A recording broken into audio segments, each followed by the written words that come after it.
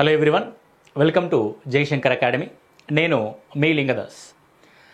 తెలంగాణ రాష్ట్రంలో డిఎస్సికి సంబంధించి ఒక కొత్త అప్డేట్ మన ముందుకొచ్చింది.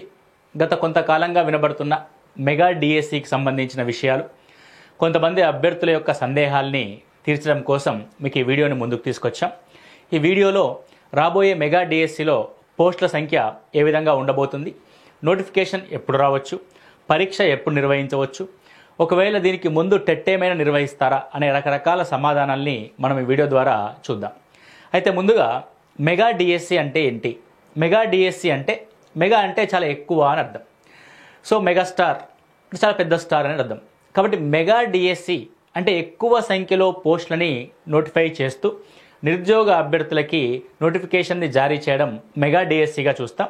ఇప్పటి వరకు రాష్ట్ర చరిత్రలో అంటే ఉమ్మడి ఆంధ్రప్రదేశ్లో 40,000 పోస్టులతో కూడిన ఒక మెగా డిఎస్సిని మనం చూసాం.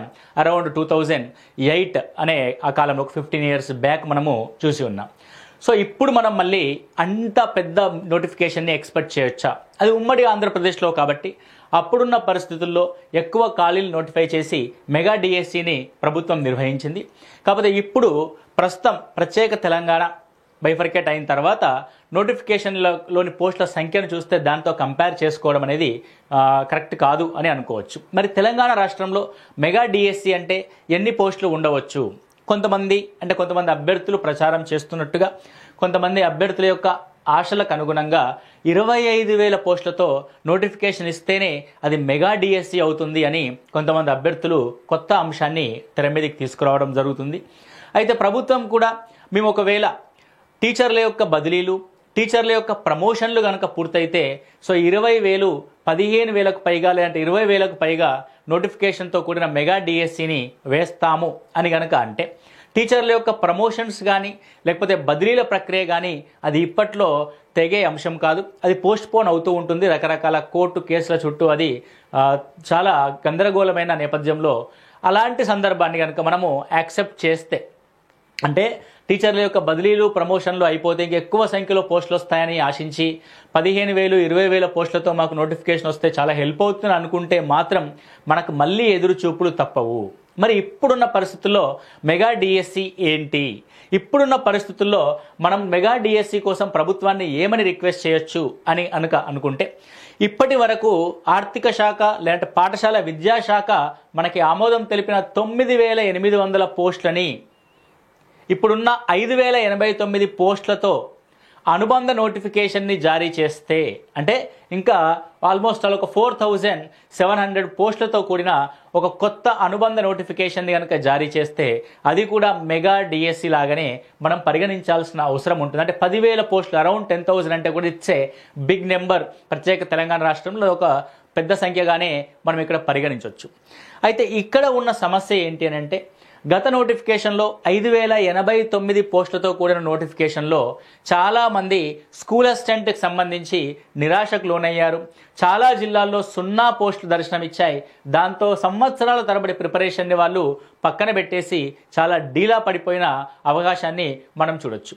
మేము ఈ మధ్య కాలంలో స్కూల్ అసిస్టెంట్ మ్యాథ్స్కి సంబంధించి లైవ్ క్లాసెస్ నిర్వహిస్తున్న సందర్భంలో విద్యార్థులకి ఇట్లా కన్వర్సేషన్ చేస్తూ ఉన్నప్పుడు ఇంకొంచెం టైం పట్టేలా ఉంది, ఎగ్జామ్ కొంచెం టైం పట్టేలా ఉంది, ఒక 6 months అయినా పట్టే అవకాశం ఉంది అంటే కొంతమంది అభ్యర్థులు, ముఖ్యంగా ఒక మహిళా అభ్యర్థి, సార్ 3 సంవత్సరాల నుంచి చదువుతున్నాను, నేను 3 సంవత్సరాల నుంచి నేను క్లాసెస్ వింటున్నాను, ఇంకా ఎన్ని రోజులు నేను క్లాసులు వినాలి, ఇంకా ఎన్ని రోజులు నేను కోచింగ్ తీసుకోవాలి అని ఒక ఆవేదన అయితే వ్యక్తం చేయడం జరిగింది.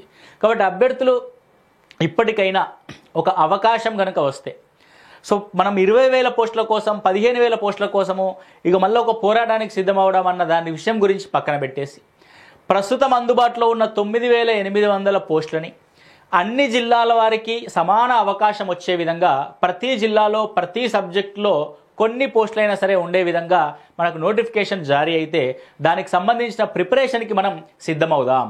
అందుకే మెగా డిఎస్సికి మనము సిద్ధమవుదాం. అంతే తప్ప ఇంకొంచెం పోస్టులు పెంచి 6 నెలల తర్వాత పెట్టండి అని చెప్పేసి కనుక మనం ఇలాంటి ఒక వదంతుల్ని కనుక వ్యాప్తి చేస్తే ప్రభుత్వం కూడా అయ్యో ఇది నిజమే అనుకుని టీచర్ల యొక్క బదిలీ ప్రక్రియ, ప్రమోషన్ల ప్రక్రియ పూర్తయిన తర్వాత 25,000తో మేము నోటిఫికేషన్ ఇస్తాము అన్నారనుకోండి, ఇంకొక 1 year టైం పడుతుంది. కాబట్టి ఇప్పుడున్న నోటిఫికేషన్కి అనుబంధ నోటిఫికేషన్ని తీసుకొస్తూ కుదిరితే ఆ 9,800 పోస్టులను ఒక 12,000కి పెంచి, అంటే ఇంకొక అదనంగా 2,000 కానీ 3,000 కానీ పోస్టులను జత చేసి ఒక 12,000తో కూడిన నోటిఫికేషన్ ఇచ్చినా సరే, లేదంటే ఆల్రెడీ రెడీగా ఉన్న 9,800 పోస్టులతో మనకి కనుక నోటిఫికేషన్ని అందిస్తే, అంటే దీనికి అదనపు నోటిఫికేషన్ని కనుక సప్లిమెంటరీ నోటిఫికేషన్ కనుక అందిస్తే దర్జాగా హ్యాపీగా కాన్ఫిడెంట్గా ప్రిపేర్ అయ్యే చాలామంది అభ్యర్థులకి న్యాయం జరుగుద్ది అని మనం అనుకోవచ్చు.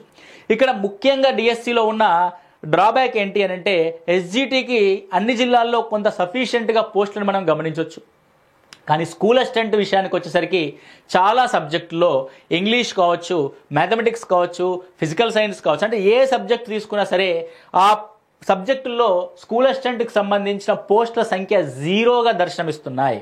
కాబట్టి పాఠశాల విద్యాశాఖ కూడా ఒకసారి ప్రతి జిల్లాల్లో అన్ని రకాల పోస్టులు ఉండే విధంగా ఓపెన్ కేటగిరీలో, అట్లీస్ట్ ఓపెన్ కేటగిరీలో అయినా సరే అన్ని రకాల పోస్టులు ఉండే విధంగా ఈ నోటిఫికేషన్ని సిద్ధం చేసి అందరికీ అవకాశం అందించే విధంగా ఈ అదనపు నోటిఫికేషన్ని జారీ చేయాల్సిందిగా చాలామంది నిరుద్యోగ అభ్యర్థులు రిక్వెస్ట్ చేస్తున్నారు.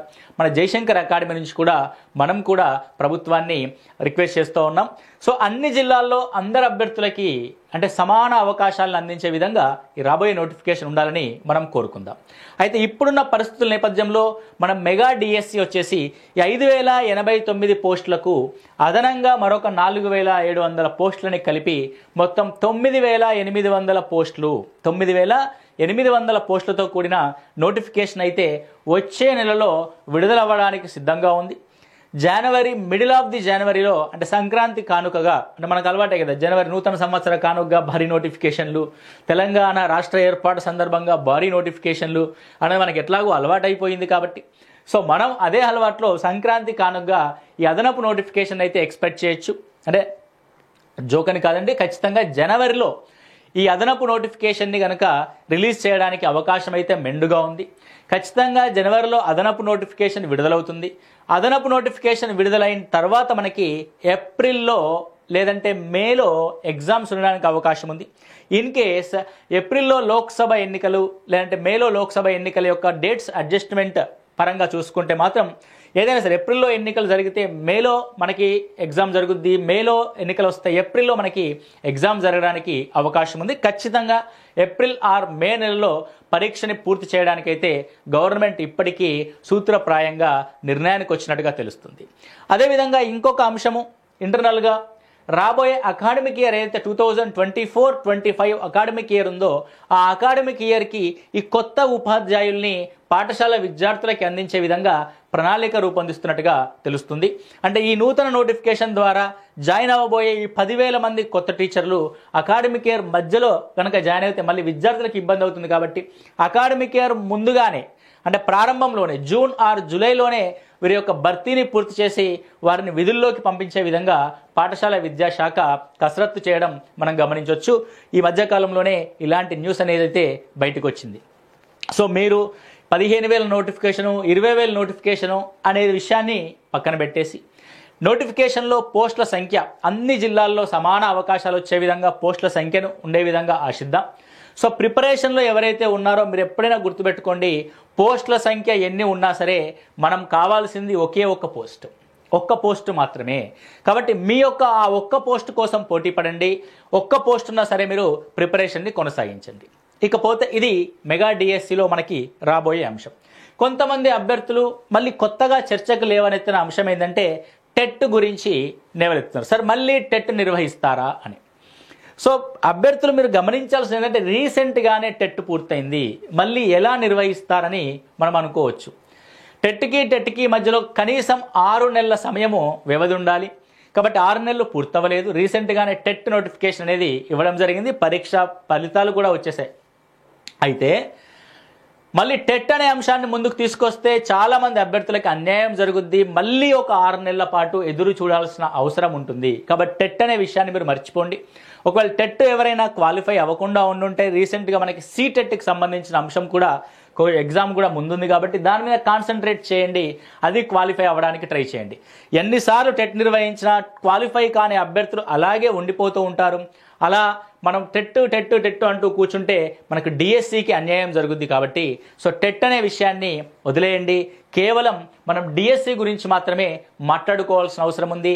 డిఎస్సికి సంబంధించే 0 పోస్టులు ఉన్న సబ్జెక్టులు కానీ 0 పోస్టులు ఉన్న జిల్లాల గురించి కానీ అభ్యర్థులు ఈ విషయం మీద మాట్లాడి ప్రభుత్వానికి చేరవేయాల్సిన అవసరం ఉంది. అంటే మీ సోర్సెస్ ద్వారా పెంచండి పోస్టుల యొక్క సంఖ్యని, అన్ని జిల్లాల్లో సమానంగా వచ్చే విధంగా చూడండిగా మనము రిక్వెస్ట్ చేయాల్సిన అవసరం ఉంది. కాబట్టి ఆ విషయంగా మనము మాట్లాడదాం, ఆ విషయంగా చర్చకి లేవనెత్తుదాం తప్ప టెట్ పెట్టండనో 25,000 పోస్టులు ఇవ్వండనో ఈ రకమైన చర్చకి తావివ్వకండి. So that is the information regarding TET అయితే ఉండకపోవడమే మంచిది అని చాలామంది అభ్యర్థుల యొక్క అభిప్రాయం. మూడో అంశం ఏంటంటే the third one, online exams versus offline exams. ఈ విషయంలో కూడా చాలామంది అభ్యర్థులు కొంత ఇబ్బంది పడుతున్న సందర్భాన్ని మనం చూడొచ్చు.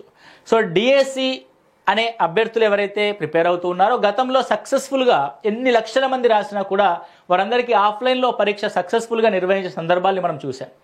అయితే ఈ మధ్యకాలంలో మళ్ళీ దాన్ని అంతా ఆన్లైన్కి షిఫ్ట్ చేయడానికి ప్రయత్నం చేస్తున్నారు. ఓకే, టెక్నాలజీ అందుబాటులో ఉన్నప్పుడు మనం అందిపుచ్చుకోవడంలో తప్పులేదు, కానీ అభ్యర్థులు కూడా సన్నద్ధం అవ్వాలి.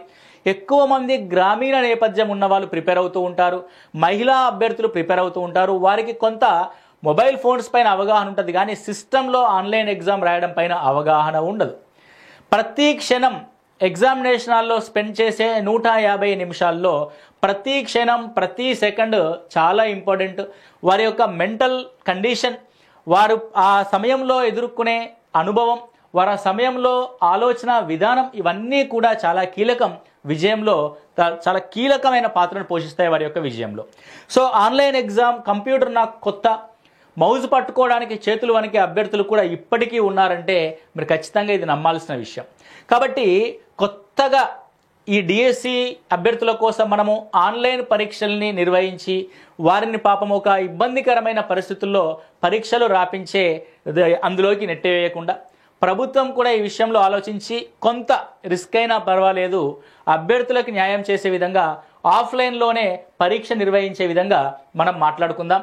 సో ఆఫ్లైన్లోనే పరీక్ష నిర్వహించమని కోరడానికి చాలా ఆస్కారం ఉంది. కాబట్టి ఈ ఆఫ్లైన్ అండ్ ఆన్లైన్ ఎగ్జామ్స్ పైన కూడా చర్చ జరగాల్సిన అవసరం ఉంది. కాబట్టి ఆఫ్లైన్ మోడ్కే మీరందరూ ఎక్కువ మంది కూడా అనుకుంటూ ఉన్నారు.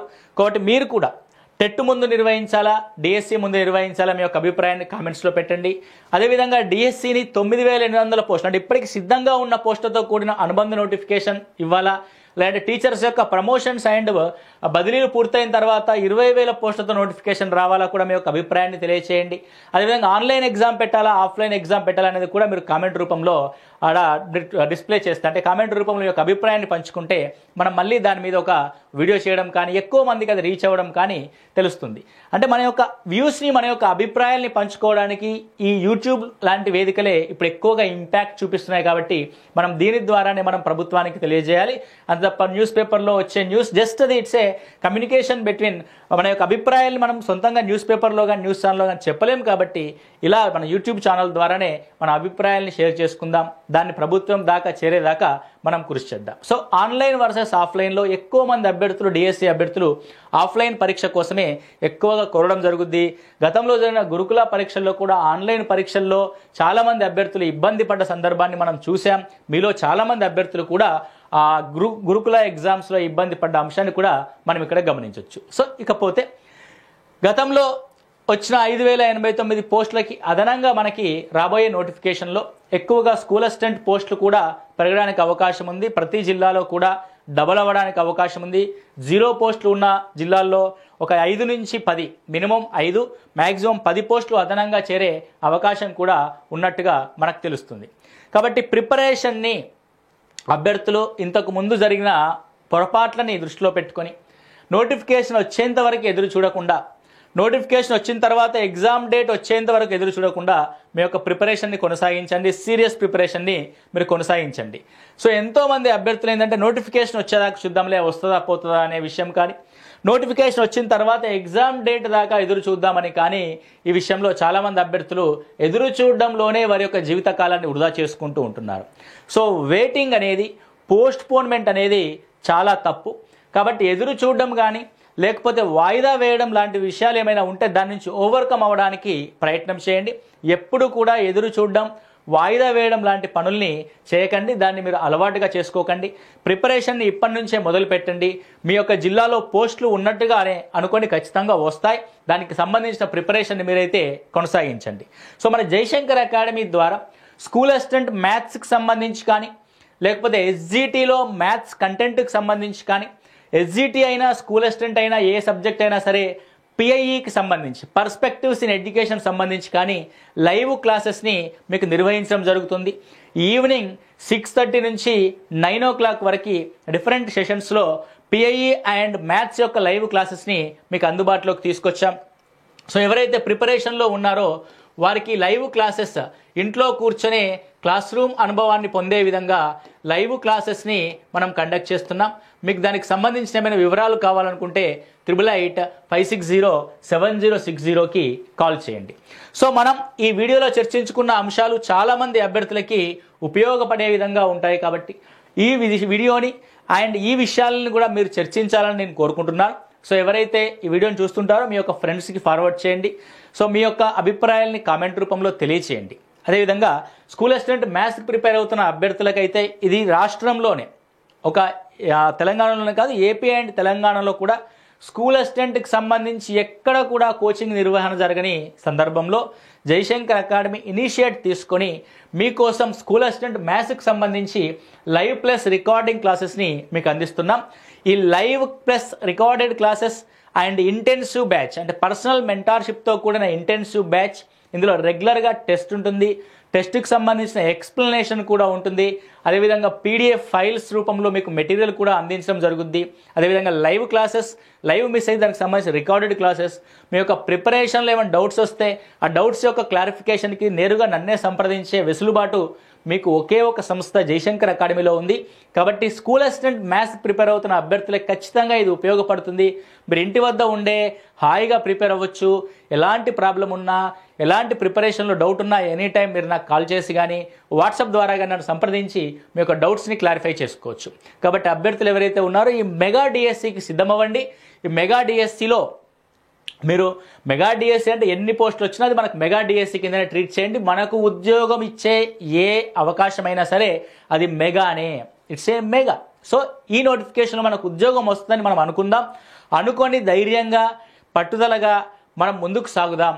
కాబట్టి ఎగ్జామ్ అయ్యేంత వరకు మీకు అందుబాటులో ఉంటాయి ఈ లైవ్ క్లాసెస్. ప్రతిరోజు నేను మీకు అందుబాటులో ఉంటాను. ఎన్ని డౌట్ వచ్చినా, ఏ విషయం వచ్చినా సరే మాట్లాడడానికి, క్లారిఫై చేయడానికి.